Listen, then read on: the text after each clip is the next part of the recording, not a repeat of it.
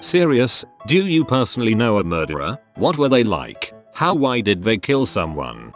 Friend went on one date with a guy. I talked to him for a while. Seemed like a decent guy. Bit of a braggart but not terrible. About a year later he killed his girlfriend. Stabbed her in the face and head 20 plus times. Jesus Christ. Maybe I'm squeamish, but the even thought of stabbing someone in the face makes me repulsed. My wife recently received a call from one of her family members that shocked her. Her uncle was arrested in Michigan for a murder that happened like 20 years ago. Apparently, a drug deal went bad and he had killed this woman and then fled the state. For the next 20 years, he was completely normal, despite being investigated and questioned on 2 separate occasions, both of which he was able to keep hidden from the family. He recently returned to Michigan and was arrested due to DNA linking him to the murder and is now on a $1 million bond. The whole family was shocked as they never knew. I was friends with a girl whose dad ended up being discovered as a serial killer. I never discussed it with her, but she's very defensive over it from what I've heard. The daughter of the BTK killer has a memoir out. She says that 95% of the time he was a great dad and that she didn't believe it when he was arrested. He had already killed 4 people by the time she was born.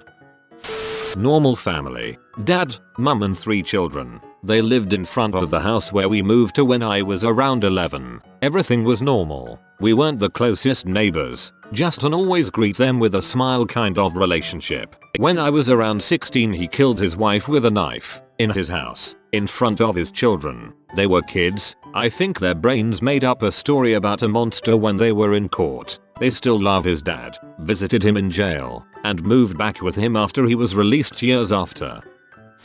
My grandpa's friend had a wife that was cheating on him. The husband didn't really care until he found out that she was leaving him. When the wife came home, the husband killed her, chopped her body up and tried to burn the body. Police were called because the guy the wife was cheating on called them cause he was worried about her not coming back to him at a certain time. When the police came to the house they could see smoke in the back and caught the husband burning the body. My grandpa visits the husband every now and then in jail.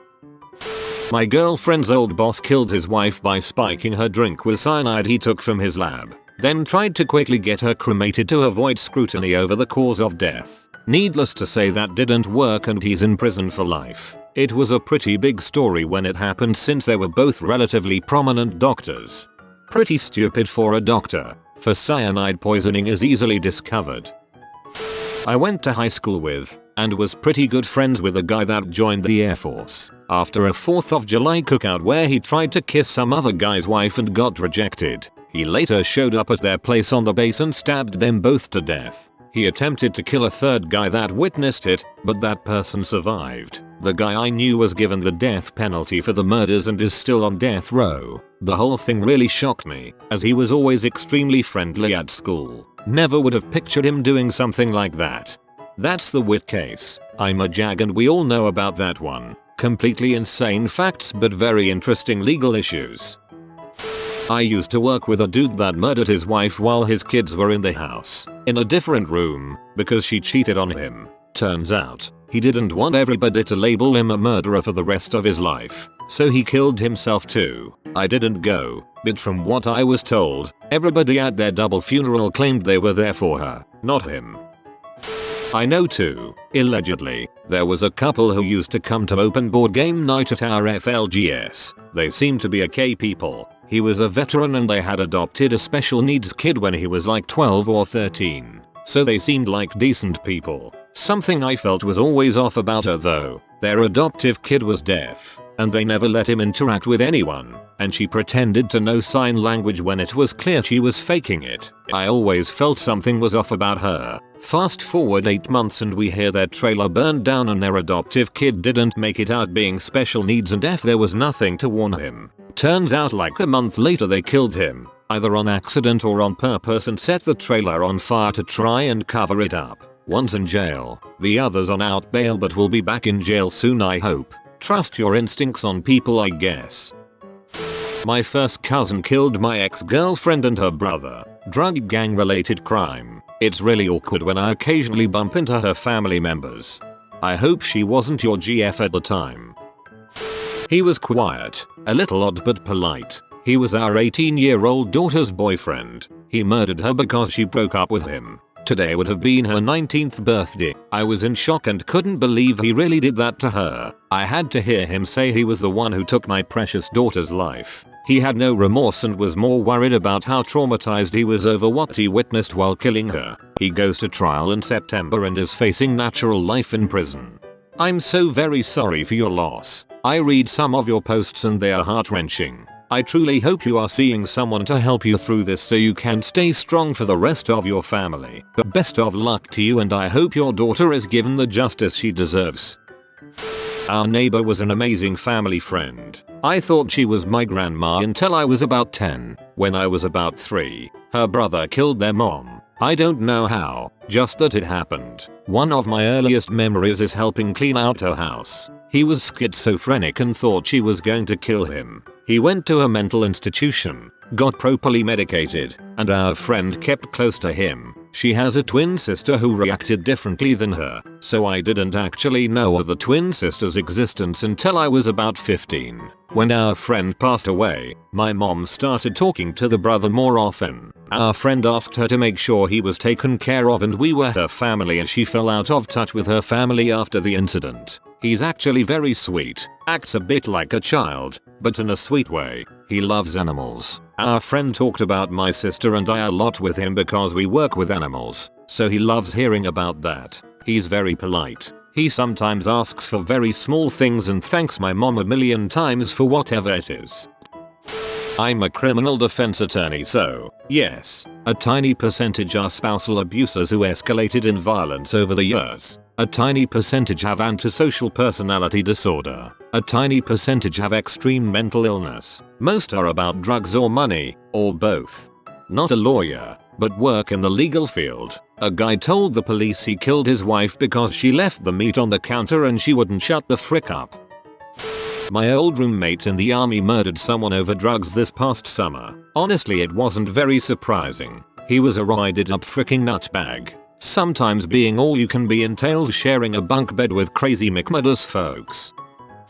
When I was a kid in Mexico, my sister was best friends with this girl. She was a really sweet girl, kind, funny, awesome. She had a bright future. We moved away and later it was discovered that her dad and older brothers were criminals. Her dad was arrested and is in jail at the moment. He was charged with kidnapping and God knows what else. Her brothers weren't arrested. The local community didn't like the fact that she was related to a kidnapper, especially because a lot of kids go missing in Mexico City and they began to harass her. She was a teenager. She didn't know anything. Her brothers got pee and shot some guys that were harassing her and got sent to jail themselves. I don't know what happened to her mom. I know my sister's friend is going through a lot of crap at the moment. She began to drink and do drugs. She never really recovered from what happened. I seriously hope she someday does. She was a good person. Her brothers were awesome. I was just a kid when I met them. I hung out a lot at their place. Their dad was cool and quiet. Her mom babysat me sometimes and helped out when my dog was pregnant. Her brothers were awesome. Mind you, I was about 8 at the time and little kids aren't known for being objective. They all seemed like a good family. I had no idea what they were really like. My 2 second cousins, brothers, are in prison now. 29 years ago they killed a friend of theirs, a girl. They raped her and killed her. She was very beautiful. They got away with it for 26 years until last year they exhumed the body and found new evidence. They both maintain that they are innocent. I'm a nurse and a patient I looked after in the ICU was an elderly gentleman who'd given his terminally ill wife a fatal overdose and then tried to take his own life the same way. She died. He made a full recovery and was arrested once he was fit for discharge. I've never experienced anything so upsetting in my life. I used to work with a guy who was a gangbanger. He was a nice family man when I met him, after he did his time and moved across the country. Same story here. Worked with a guy named Gabriel who was just the nicest dude in the world. He was always really evasive about the reason, but he did over 15 years before getting out. Found out eventually it was some gang murder he got locked up for. I don't care what he did though. He was such a good guy and no matter what went down in the kitchen he was always in a good mood. The 18th of October 1994, my mom killed my stepdad. Also the day my daughter was born. Also the day my niece was born. Many years of abuse by my dad and 2 other stepdads. Alcohol and money was main factor. My mom did 6 years in prison. A former neighbor killed his mother after a dispute over money escalated. When he realized what he had just done, he lit the mother's house on fire, but forensic experts determined she had died before the fire. He went to jail, leaving his daughter and pregnant wife behind, and hung himself 3 months later in his cell. He always struck me as a caring father and husband, always friendly. The murder was by no means predetermined, but still it surprises me that such a normal man can be driven to such an act. Went to school with a girl that shot and killed her father. Guy had been molesting her and her older sisters for years, and she finally got fed up. He got frisky with her one morning, so she shot and killed him. She was 15 at the time. No charges were pressed, and she actually stayed with us for a few days after she left custody to escape the press. Mom was one of her teachers in school and always said she was a great kid. Hopefully she's able to put the trauma out of her head and move on with life. My cousin. When we were in our early teens, he moved out of state. He was always a little antisocial, but moving away took away the friends that he did have. Story goes that his best friend from back home came to visit for a week. He was 19 at the time. Things soured for the trip when he told her he had feelings for her and she did not. This happened in the middle of the week and they still had a couple more days before she left. One of the days he planned some sort of camping trip or hike. He took his dad's pistol with him and during the trip shot her in the head. They both went missing for a couple days and no one knew what happened until they found him a couple states over with her body in his trunk. I remember him going missing very well because a day before he had texted me, which I found weird because he was always closer with my sister than with me. He was asking me what sort of books I was reading and if I had any recommendations. 2 years late, while in jail, he hung himself on the day he killed her.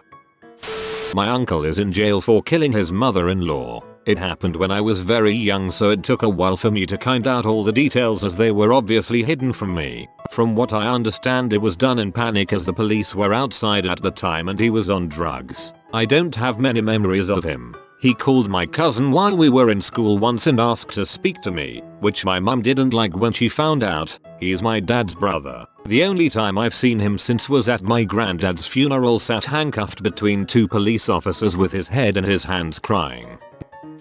I live in a small town, around 10k people. There was a family that was running 3 stores and living in the middle of the town. I didn't know them personally, but my grandpa did and he often recalls this story. Everybody knew them and they knew everybody. They were very influential, almost as celebrities. They had 2 daughters that were 10 and 14. They were really talented and kind girls that had a large group of friends and were really friendly. The husband was a close friend of my grandpa. They went to school together. He was the best student and everybody said that he is going to be a successful person. They were a happy family. However, one night, the husband took a double barrel, shot his wife in front of his scared daughters before shooting them too. Edit. Forgot to mention, he killed himself after that. To this day, the reason of the killing is unknown, but my grandpa told me that they had some extreme financial issues. You don't even know how shocked the whole town was. It was all around the news. Their house is abandoned in the middle of the town, destroyed and for almost 10 years now, put up on sale. Some people said that nobody wants to buy that house because people say that some paranormal crap is going on. I am there. My grandpa was emotionally destroyed after that incident. Sorry for my English. I'm not a native speaker. English was fine. I was able to follow it no problem.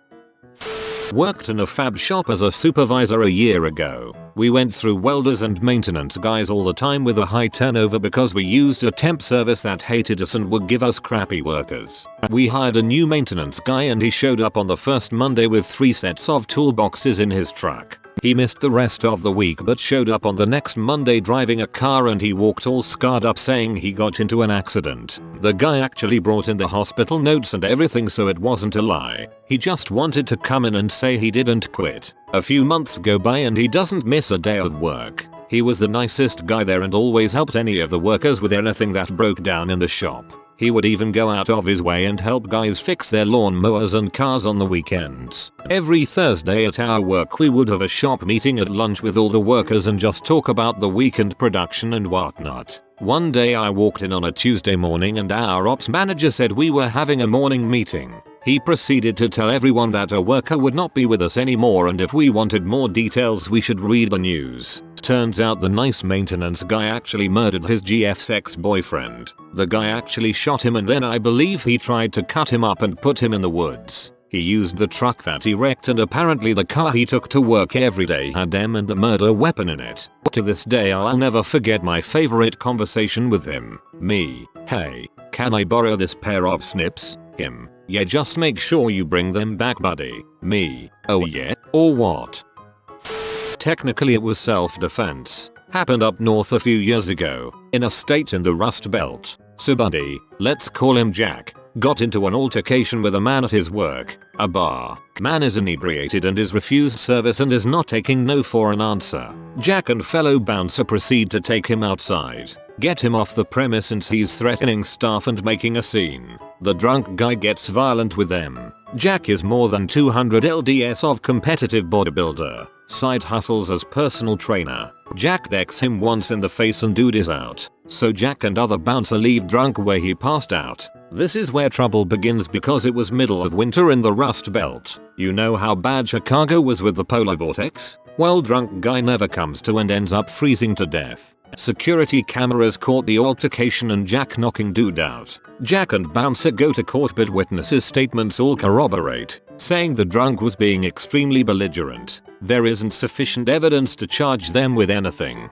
So not long after, Jack is at home minding own business when 3 bereaved family members of drunk decide break into his home and teach Jack a lesson with a baseball bat. But somehow Jack gets the baseball bat and proceeds to beat the crap out of bereaved family members. Jack is all in the clear because he was defending himself against armed intruders. However, he's got a reputation now and decides that he's not sticking around town anymore. So he moves to where I live, partly for school, mostly to get away from all of that riffraff. He's an upstanding guy, honestly, real nice and doesn't like to talk about the incident. He just got caught in a crappy situation with crappy people. Moral of the story is don't get hammered then start crap in the middle of winter in the Midwest. TLDR. Guy gets drunk and tries to start crap with friend. Friend defends himself and knocks out drunk who doesn't wake up and freezes to death. So, a whole family that cannot fight but are belligerent, keep screwing with a guy that whips their butt again and again. Got it?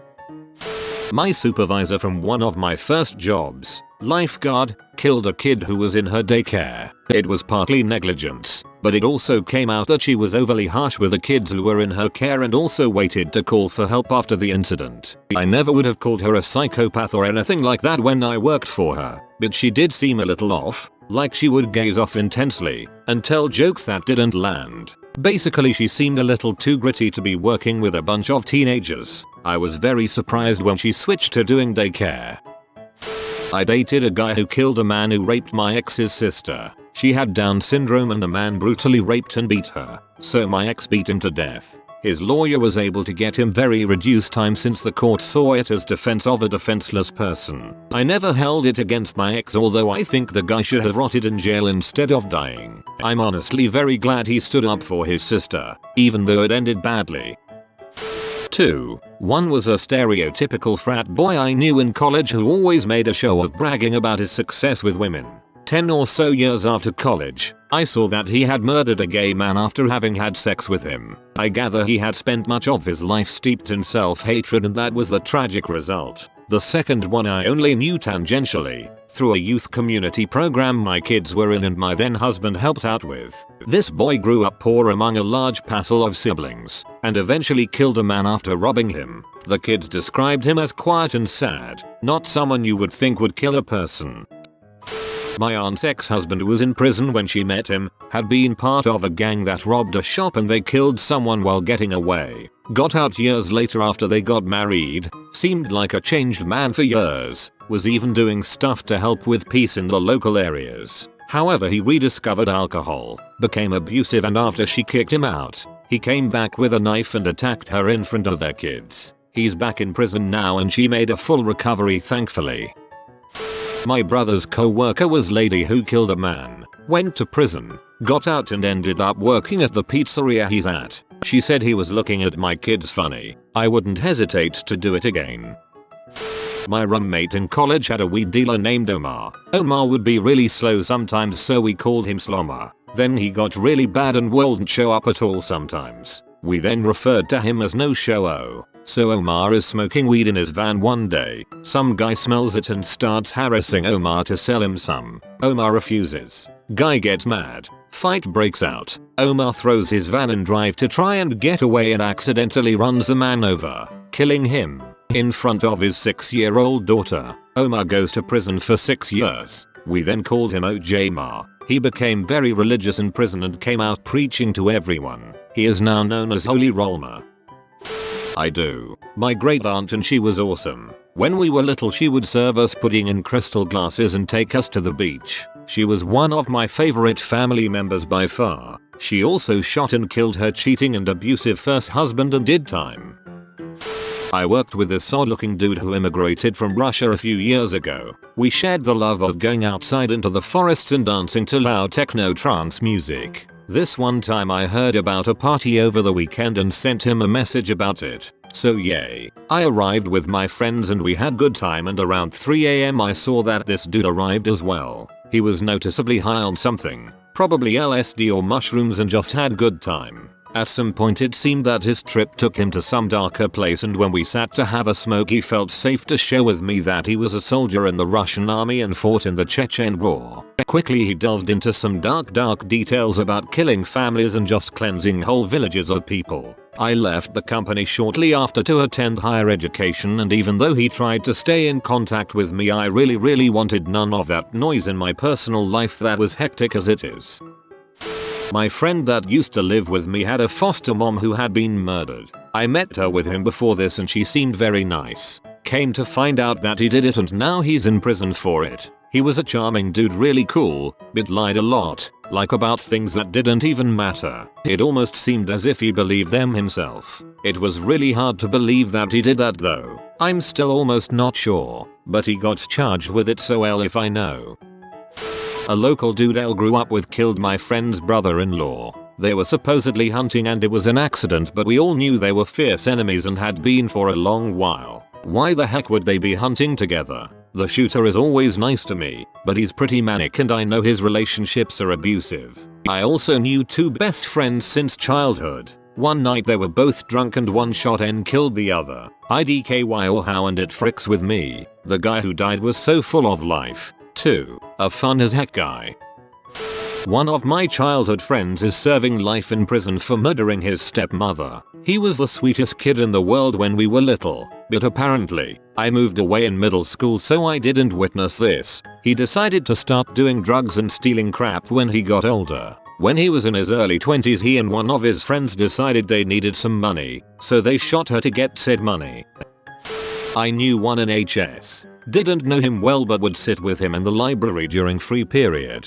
He was artistic and would draw details pics, mostly sci-fi like spaceships. He was overweight and a bit of a loner but was cool to talk to. At the time his family moved but was still going to my school. He knew he would have to go to a new school eventually and wasn't thrilled about it. He did go to a new school. He would go to his new school's track and sit in the stands every morning. He killed a jogger with a compass in the woods. She was mid-30s, married with kids. Allegedly he would try to talk to her, and others apparently, and she blew him off calling him a fat pose or something similar. I wasn't all that surprised since he told me that he would kill kittens in the woods at his new home. He was nervously laughing when he told me this. He was convicted and sentenced. Not sure the length, but it was at least 30 years. This was in 1988.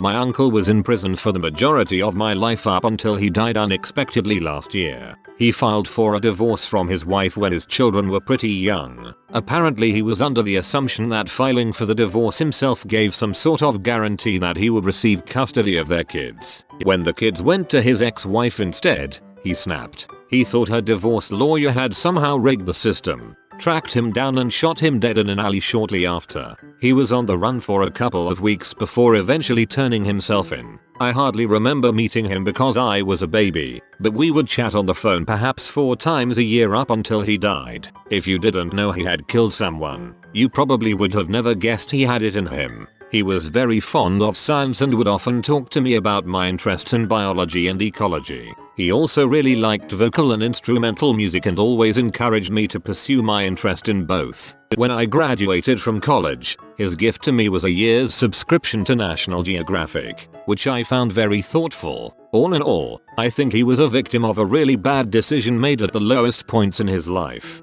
There's no excusing it and you can't come back from it, but I don't think he was ever inherently evil or anything like that.